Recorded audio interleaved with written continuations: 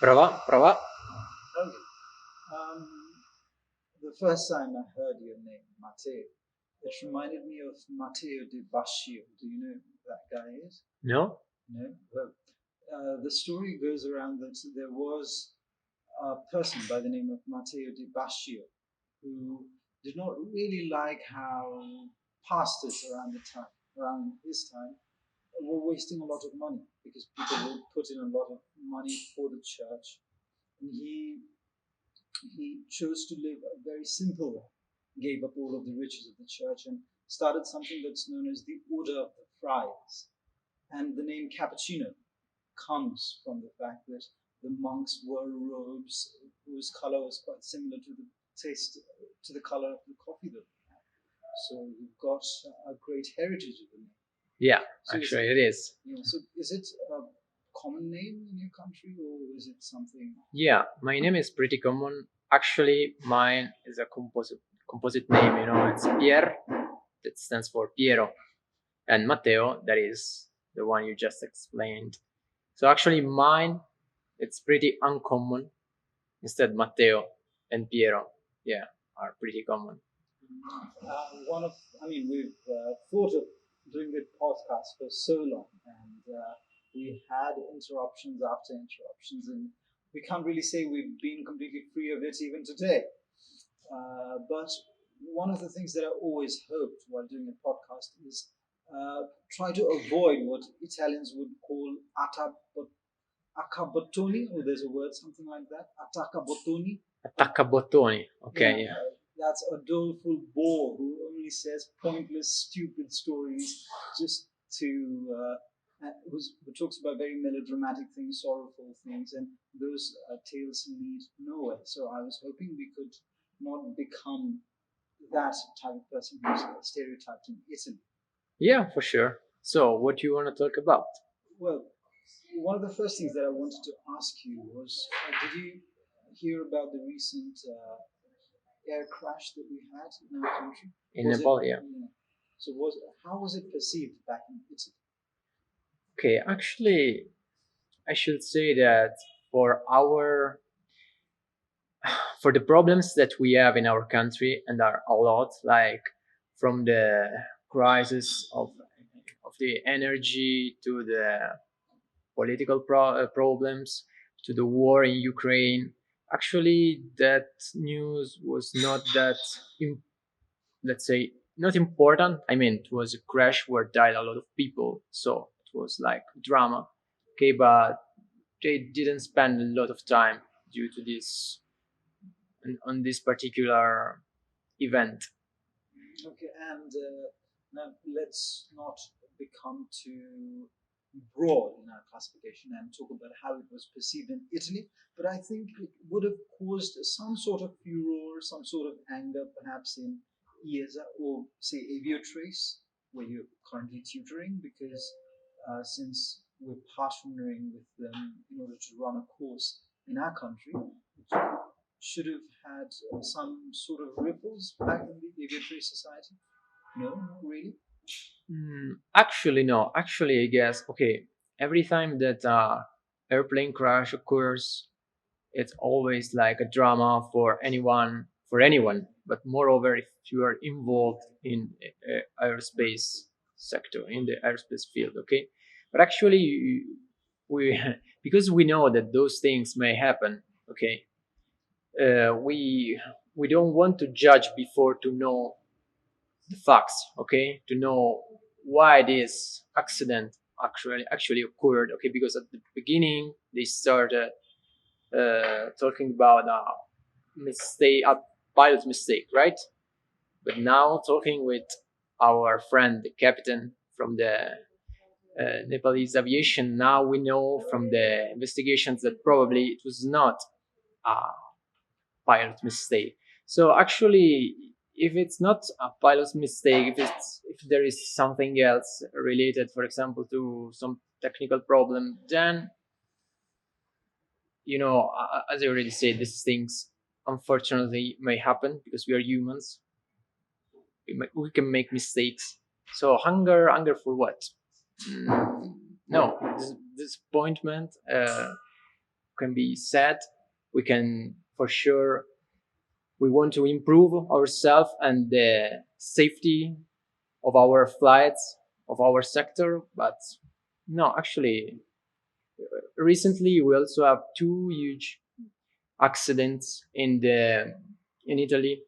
Two military airplanes crashed, and we lost four pilots of our army. As I said, unfortunately, these things may happen. When they happen to soldiers, it's a thing. When they happen to civils, it's worst. But I guess if you do the math, there are much more people that dies every day in car crash than than people that dies every day or in a year in airplane crash. Yeah, maybe it's got to do with the fact that we as Nepalese tend to take matters which occur in Nepal very, very seriously. I mean, after the crash of the plane that was going to Pokhara, there was also a crash. I think, I don't know the exact date, but it was quite close to the crash that we had here. And that crash involved, I think, two jets from India. And again, they were from the army, so maybe not a lot was talked about. Uh, I mean, how, I don't know, none of us are experts in this field, but uh, what would be the probability of a plane crashing, say, a manufacturing defect? For example, okay, you've got a company, say you have 1,000 airplanes that have been manufactured. What is the likelihood that, say, one of the 100 would go crashing, say, in 1 year? Okay, like in engineering in general, we have this thing called safety factor. Okay, so we cannot say in general that we are able to avoid with 100% of probability. Okay, of with that we cannot be sure at 100% to avoid a critical problem on any structure, machine, device, airplane, car. Okay, the aircraft, the aviation sector is one of this engineering sector where we have the highest level of safety, where the safety factor is it's huge. Okay, just because the people that wants to fly with our aircrafts want to perceive, okay, they want the perception that their flight is like 100% safe, even if it's not safe. But as engineers, we allow a failure probability. There is one each, I don't know, 10,000 million. No, One in 100 million. Sorry, my English is very bad. I mean, 1,000,000,000. Okay, Again, that is quite huge. it's quite impressive. Yeah. Yes, and I could, without counting the number of planes, be certain that that many number of planes have not been manufactured. No, for sure. Okay, Okay. Sorry, I was not talking about the number of airplanes that we are manufacturing. Otherwise, that we would never experience uh, an airplane crash. Okay, I was talking about the number of flights. Okay, so you should not think about how many aircrafts do we have. You should think about how many flights do we have each day in the world, not just in a country, in the world. Okay, it's a huge number. Okay, so if you do the math, you will see that with all the flights that we have in the whole world every year, how many real critical accidents do we have? One, two a year maximum. It's not a huge number, okay, compared to the huge amount of flights that we have. So it's a pretty safe sector, okay. You can the hunger you were talking about can it's legitimate if there was some problem in the, I don't know, in the maintenance, for example. Okay, our school is for maintainer, okay, for technicians. So if you find out that accident was due to a mistake during the maintenance or failure of some system, that, I mean, if you're aware that this accident was something that you could have avoided, okay, if you would have executed everything correctly, then okay, it's legitimate to think, oh my god, what have we done? But instead, if you perform everything according to the law, okay, if the pilot has not committed any stupid mistake, then you cannot do anything, you know. So, one other thing that a lot of people who go outside of Nepal and come back here say is that the airport in our country is not really good. There are a lot of aspects which makes an airport tick. But one of the things that they say is that when you're landing in the Turin International Airport, it's not as smooth as in Europe or as in Canada, as in Australia. So, when you came to our country, notice that maybe the landing was a tad bumpy, something like that? I guess that the landing that I experienced in Kathmandu was one of the smoothest landing that I ever had. Okay, so actually, I don't know how a person that doesn't have any knowledge, any experience in the aviation field can say anything about something like, you know, this is just before you say it, I don't want to do any stupid speech, you know. And if we bring the conversation on this level, it's gonna be like, you know, not a stupid speech, but we are talking about something that just doesn't make any sense. Speak in the internet. And it doesn't take a lot to do that. Some people say, look, we've got so many foreigners, we've got a failing country, we're not being able to create all of these jobs, and we should put all of the foreigners out. And that's how some people from the right wing have come to power in Italy or some parts of England as well, right? Yeah, it's true. Okay, as I was saying before, I'm not against immigration, like for Building the nation. okay, but it's true, it's a fact, okay, that if you allow an uncontrolled immigration in your country, then you can experience some problems. Also, if the average guy of your country it's not well educated, it's if he's not open-minded, if he's scared of the other, it's easier for him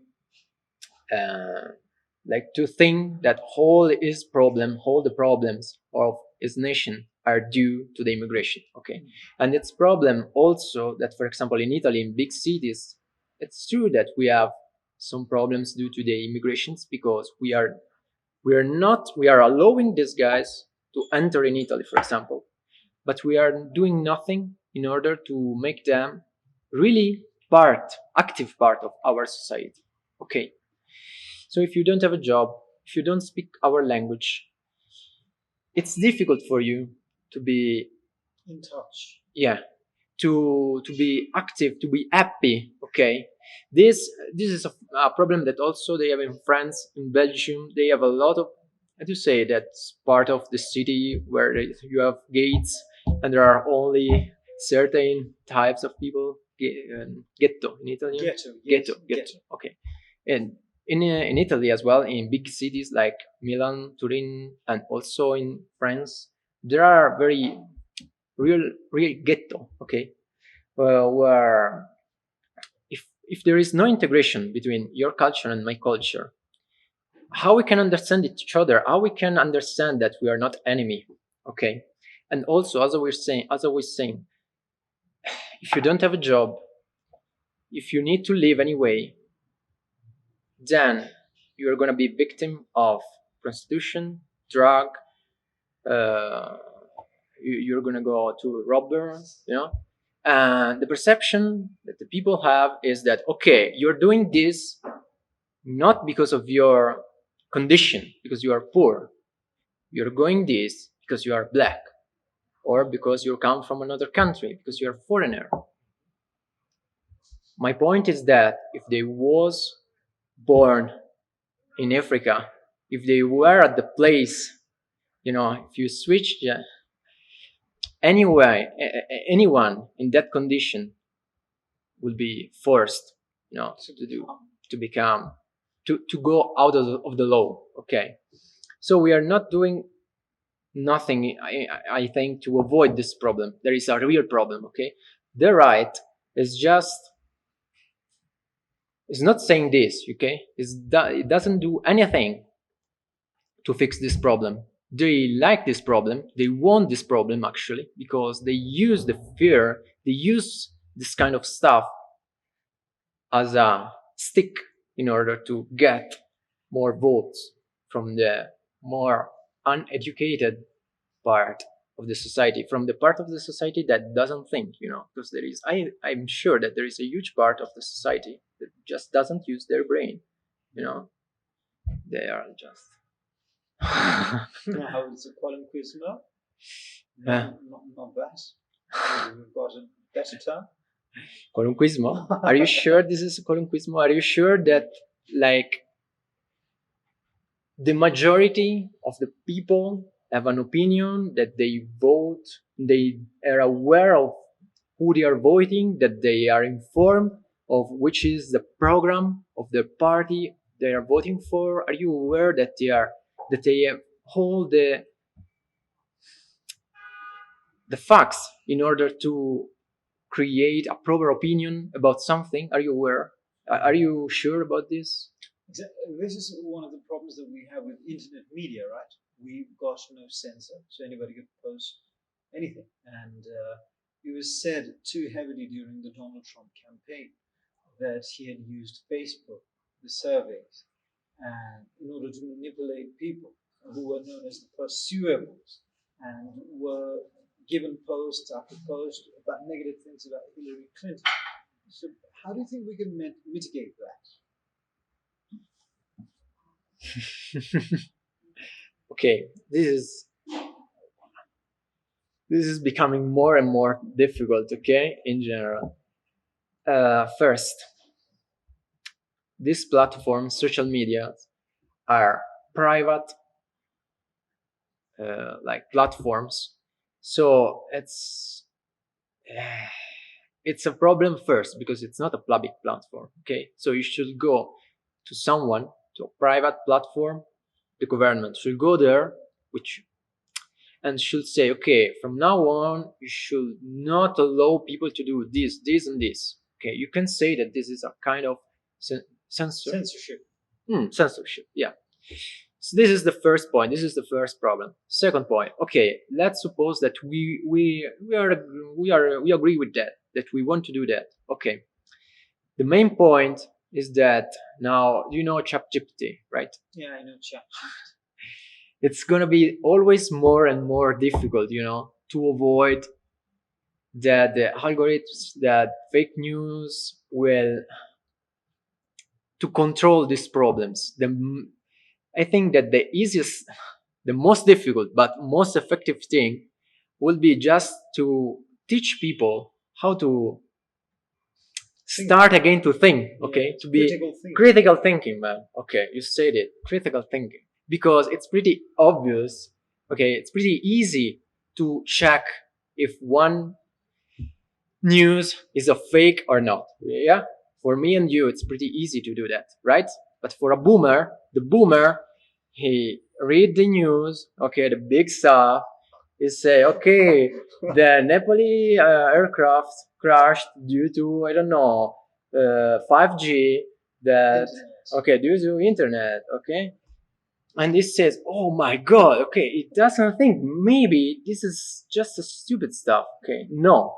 So if you just if you just go for a check, it's pretty obvious that this is not true, okay?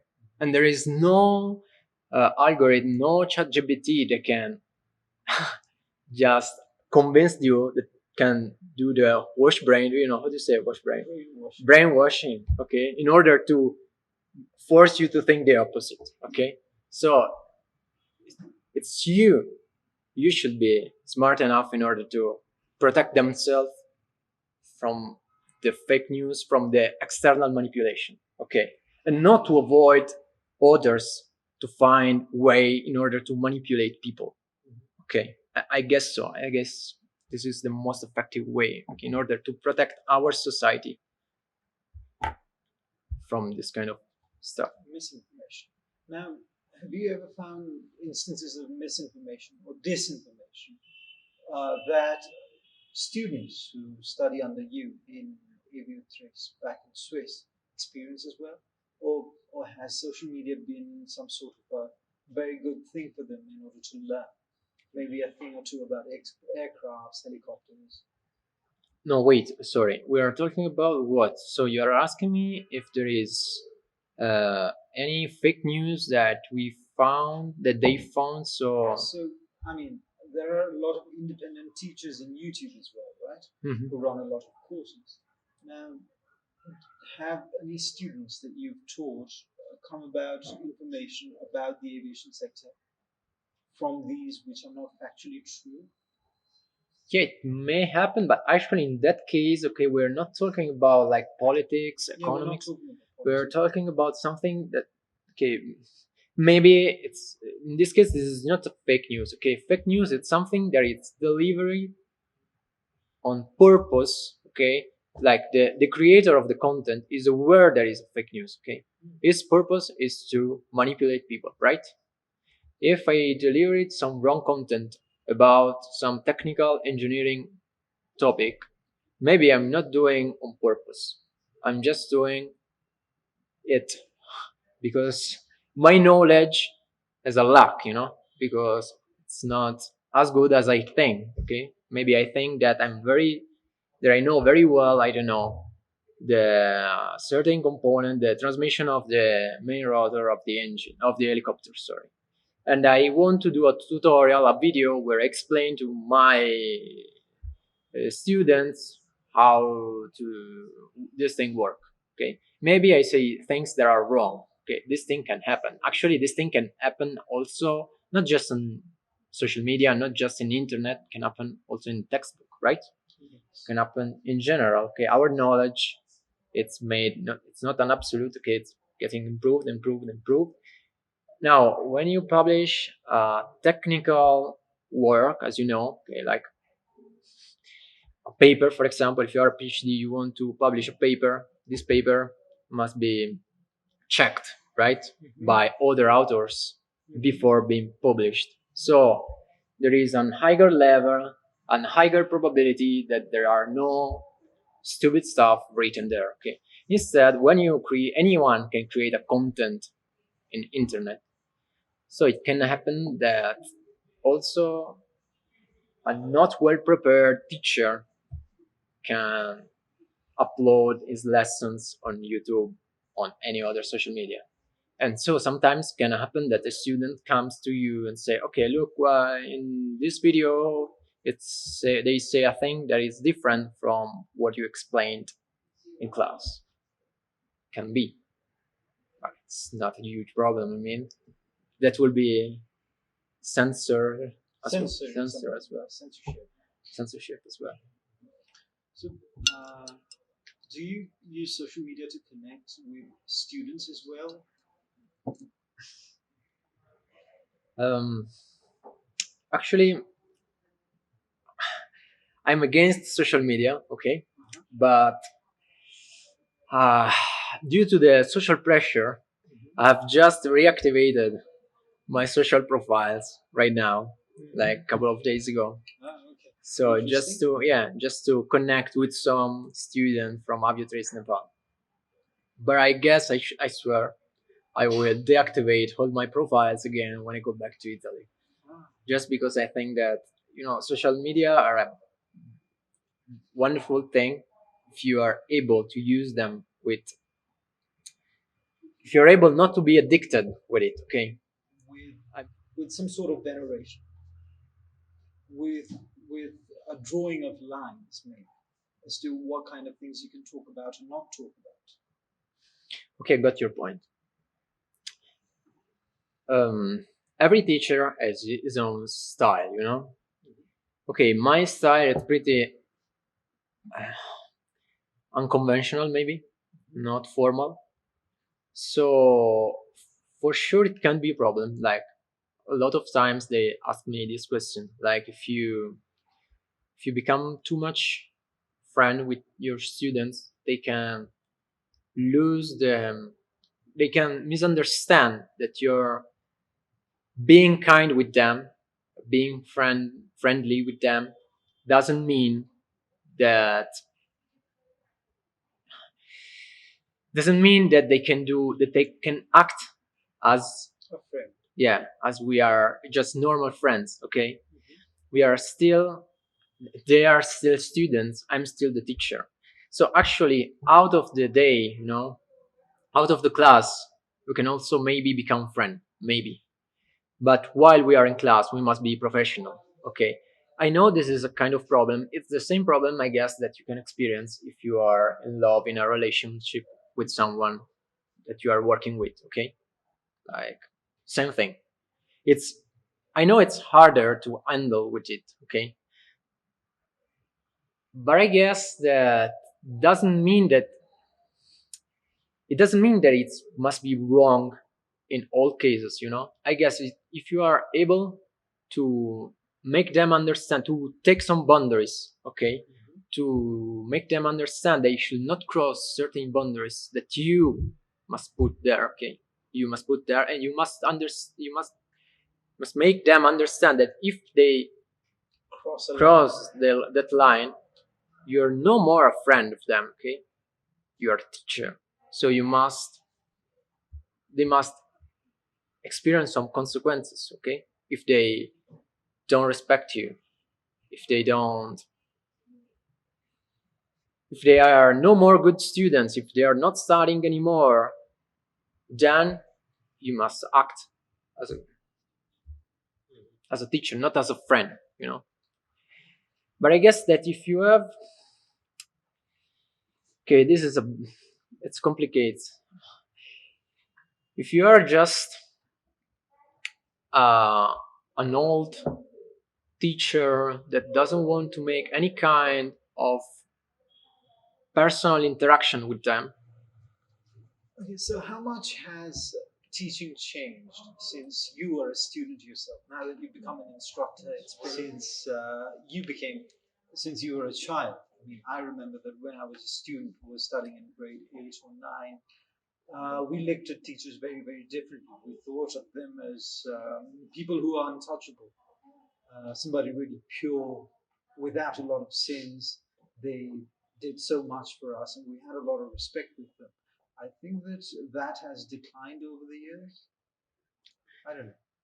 Yeah, I agree with you. Actually, I own to the generation in Italy where when I was a student, when I was young, we have already lost this kind of respect of veneration for teachers in general. We were already in the generation where if I am the parent, my my child is always right and the teacher is always wrong. Okay, so actually the previous generation was, as you are saying, like, the teacher is always right, my child is always wrong.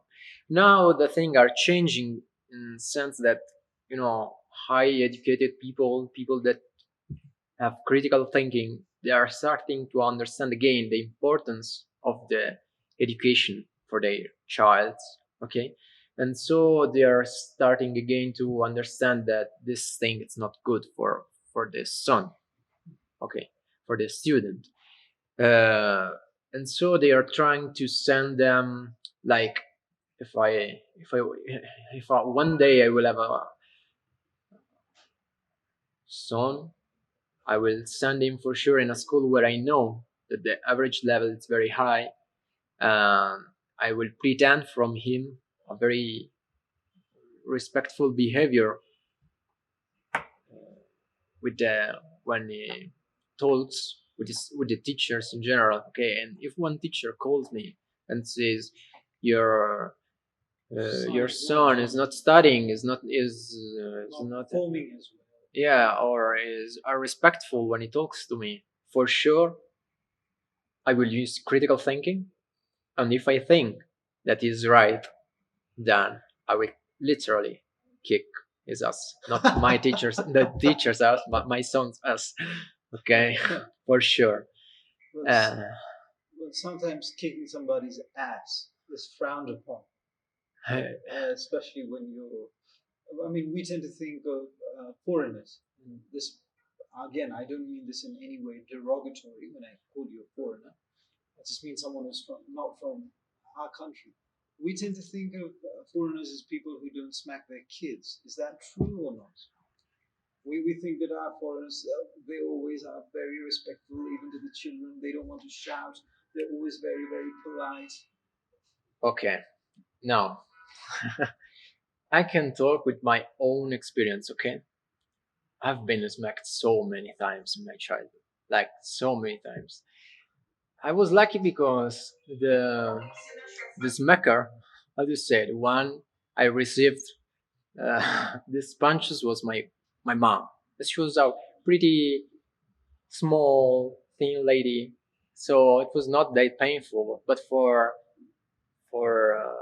like when I used to do very bad stuff that I needed like hard punishment, that was the my father's job, and there was really painful, you know. So actually, I think that sometimes, okay, I'm not saying that violence, physical punishments are okay. Okay, never. But it's neither. I think that now we are going in the opposite direction. That child thinks that they can do literally whatever they want just because they are childs. How can they rise like that? I mean, they will. How they will understand that no, you cannot do anything you want. That you have boundaries. Yeah, the person says, yeah, they will set his own boundaries. What does it mean? If his boundary is that he can just go around, be respectful and smack all his friends, is it enough? Is it right? I don't think so. If my son goes around and he use very bad language, is irrespectful with old people, and he use violence as well, well, I can say politely once, twice, at the third, it's gonna be my hand to make him understand that this thing cannot go on, you know? Like, no, I don't want to grow up like a terrorist, some, I don't know, as you say, the guy that goes around Bullying. bully. No. The reason I bring this up is because I was involved in a meeting about 12 years ago. I taught in a particular school, and the principal of the school wanted to talk about punishment that is given to students. And one line of argument that he used was that, say, if you take a look at foreigners, the parents never hit their children, they never smack them, they never tell what to do. And it's the same in the schools as well. The teachers are very respectful to the children. But our country is not a Western country. Our country is Nepal. And until and unless a father smacks his child, you wouldn't even know if he is your father or not, because nobody else is allowed to hit a child. So you've got to have that sort of rule in school as well. It's only sometimes permitted form of punishment is very, very good in order to straighten the child's behavior. I'm 100% agree, like 100%. I think this is the proper way to educate a child. But when I was trekking to Annapurna base camp about 2 or 3 years ago, there were two teachers who came from England, and they were diametrically opposite to this. They said you should never hit a child. Okay, even if the Never. child is a bully, if Um, eating other students, what should you do? Yeah, I mean, I don't know, but what she said is that teachers should never punish a child. You should maybe perhaps mock them, maybe perhaps make fun of them, but you can't really hit them. I was really taken But aback. like the use the She, child, sorry, the teacher should not smack the yeah, student, right? never ever. Okay, I can agree with that. Like I can agree that it's not a teacher job. Okay, I'm a teacher. I should provide knowledge, not punch students. But the point is that neither in the past in my country the teacher used to smack students. It was the teacher that used to call The parents. the parents, Ah, and the parents used to smack the students in front of the teacher. okay. That's okay. I agree that this is not a teacher job. This is a parent's job, but it's the parent that should understand that if your son It's not is behaving well. then you need to do something. But the most of parents, they just doesn't want to face this problem, that maybe their son is not good, that maybe they think maybe that it's their fault, that his son is acting bad due to something that they failed raising the child. So they don't want to face this kind of stuff, and so they just say, oh, no, no, no, no, there is no problem. He will We will solve this problem, like, with the time he will become more calm, more polite. No, basically no. If you don't do anything, if you're not, have you ever seen the series Breaking Bad? Yes, I've watched Breaking Okay. Bad. So there is a beautiful speech of Jesse when he goes, in the community. If you if you don't have if you don't experience any kind of punishment for the bad thing you did, for the bad thing you do, what does it mean? No, there is. To get away doing anything. Yeah, yeah. If I can do bad stuff and I don't get any punishment for that, even if I know from the society that this is a bad stuff, but I don't get any kind of punishment, it's not a good lesson, I think, for a student, for a child in general to learn. Okay. This might come as a surprise then to you that in our country teachers used to smack teachers used to smack students, and there even have been instances where teachers have smacked students to the point that the children were hospitalized. Okay, maybe this is too much. So I'm not saying that we should do those kind of stuff. No, I'm not talking about parents. I mean, Okay. you said that in Italy it was the parents who did that. Yeah. But in our country, teachers sometimes took the liberty too much. Hospital. There have been many police cases that have been put against the teachers because maybe we could learn a lesson or two from Italians. Yeah. For parents to become better parents. I really am fascinated by Italian food sometimes. Sometimes. Not all of the times, but sometimes. Is pasta and pizza. Are these two uniquely Italian, or is there a myth? Of course, there is like a world. It's not just these two types of food. Okay, these are just the most common. Okay, just examples. Okay, but we have very different regional cuisine. Okay, many different dishes. And actually, a problem is that now we are losing this kind of diversity. Because all these persons, okay, their knowledge. We are again backing in the topic of transfer the knowledge properly. Okay, a lot of people doesn't want to learn how to prepare typical dishes. They just go for the mainstream dish like pasta, pizza. So we are actually, guys, starting to lose the typical restaurants where you can experience a lot of different dishes from that are made just in that particular place, in that particular town, maybe also.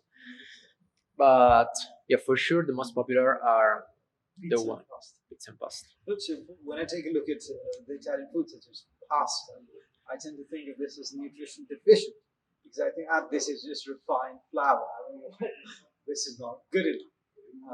But as you pointed out, there might be other sorts of food which Okay, are particularly native to. let me explain this point. Like, it's not that we eat only pasta, just pasta, 1 kilogram of pasta.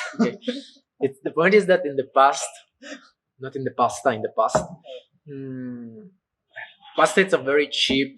Food. It's the Cheapest. popular food, a folks food. Okay, so it was very cheap. You can feed with I don't know, with 10 kilograms of pasta, bought for nothing. You can ship your family for like a week, 2 weeks. Okay. So here in Nepal, we used to. What is the name of the dish that we had today? Dal bhat. Perfect. So basically, you have what? A big dish with a lot of rice. Okay, white rice. There is the main source of carbs, right? Yes. The same thing works for us. Like we have pasta instead of rice. Same thing. Okay. Okay. There is the main source of carbs. Okay, it's the thing to the base for your stomach. Okay, the one that gives you the easy carb. Okay, the easy energy. Okay, and then you have the dress. Okay, in the dress you can find, I don't know, in this dish that we had today there was some vegetables and then some meat. Okay, some chicken. Okay, when you eat a dish of pasta, for example, I don't know, carbonara, you can have inside also eggs, some meat, some cheese.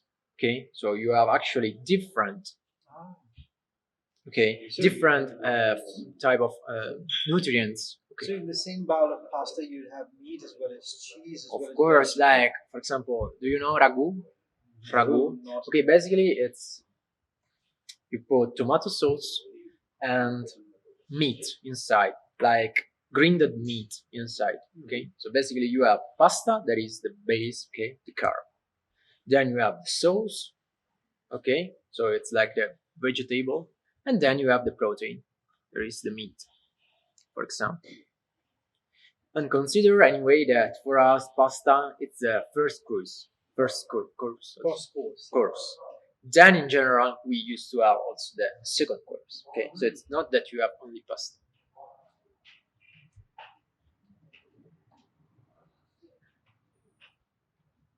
Okay, and how much of a role does olive oil play in your food? Because in Nepal we've got a new fashion that everybody has got to have olive oil.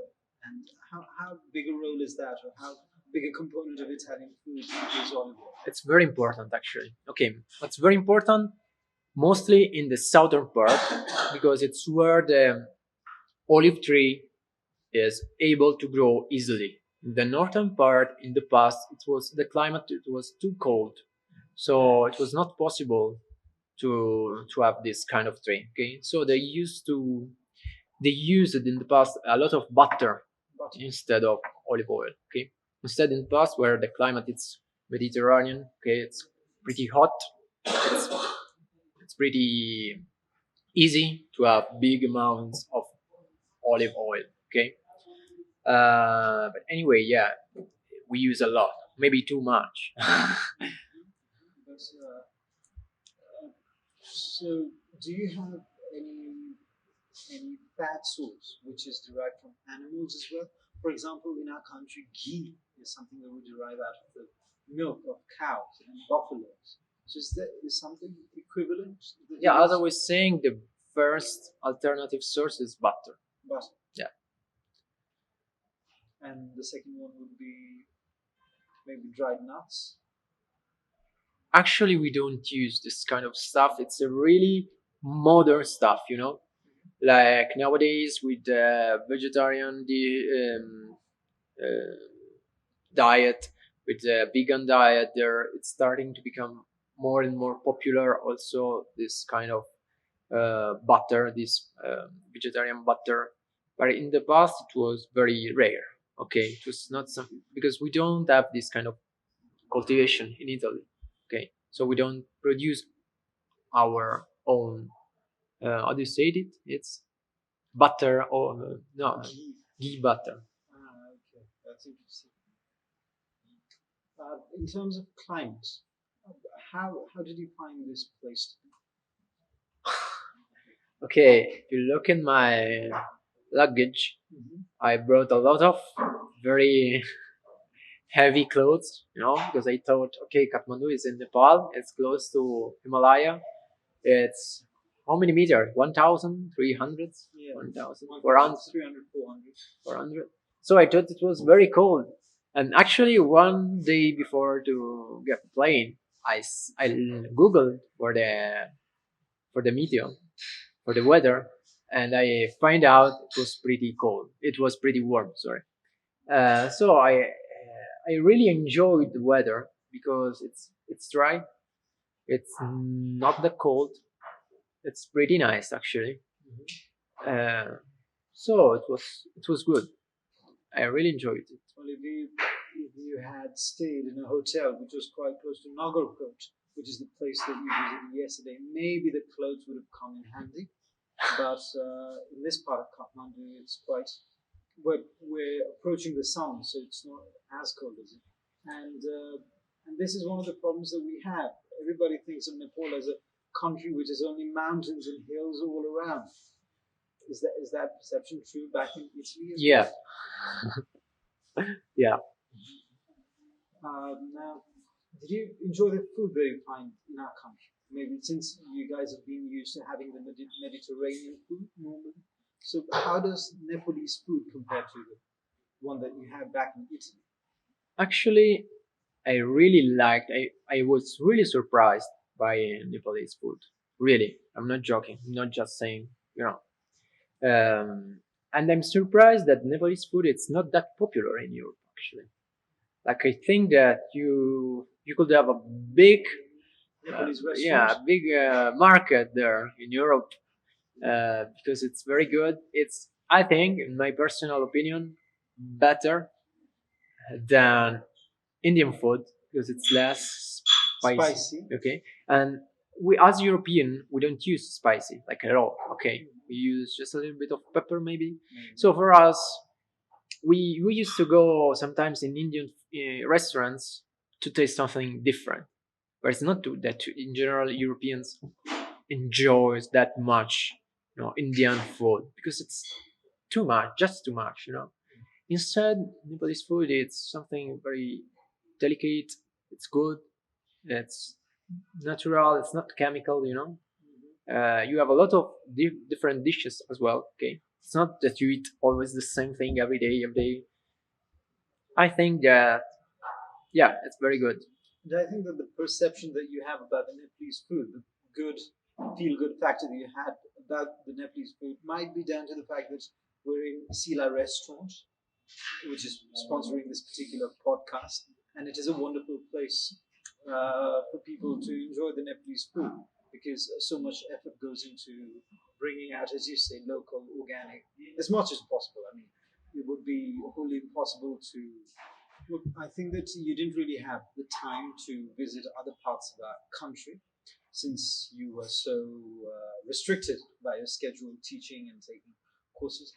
Which part of our country are you most attracted by? Maybe as someone who's from the outside, maybe you might be thinking next time around when I come for 2 weeks, I'm not going to stay in Kathmandu. Maybe I'll travel outside of our country. Which parts would be most attractive for you? Okay, I have like I have a passion for mountains, for trekking. So I must say that I really want to visit the mountain Do you part. think that you were received by the Aviotrace Nepal community? I mean, I've always thought of these people as very, very good friends, people you could talk to about anything, really, about politics, about your conflicting emotions that you have inside you, as well as other monetary matters. How did you find the team at Aviotrace? That was fantastic. It was a very friendly environment. They provided me everything I needed. It was very pleasure to spend these 2 weeks with them. It was wonderful talking to you. You've been such a wonderful guest. Thank you. And we don't think as the Italians think. but a guest stinks after 3 days. You've been more and more wonderful with time, and you've grown kinder, you've grown funnier, and maybe it's got to do with the fact that we've been able to open up much better, and I think that the bond has grown better and better with time, and I hope we can have even stronger bond in the future. I hope so. Grazie. Grazie.